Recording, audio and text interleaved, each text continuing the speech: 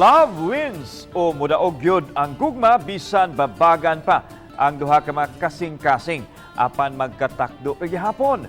Gipamatudan kini sa usa ka babae nga walay ko kahadlok sa pagpadayag sa dako niyang gugma sa lalaking iyang gimahal nga usa ka PDL. Ang mga rihas nga putawa makababag sa tinguha sa babae nga mabugkos ang ilang gugma pinaagi sa pagpropose nini sa kaminyoon. Nahitabo kini sa BGMP Balamban Municipal Jail diin makita sa hulagway ang timos nga pagbati sa duruha. Kakonsabo sa babae ang mga female inmates o mga jail personnel nga maoy nagkupod sa mga litrang "Will you marry me?"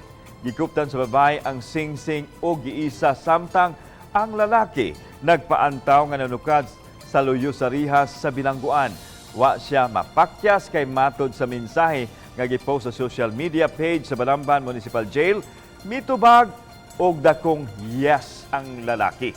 Bisan ang rihas nga putaw, wa makababag sa gugma nga gibati sa duruha ka binuhat.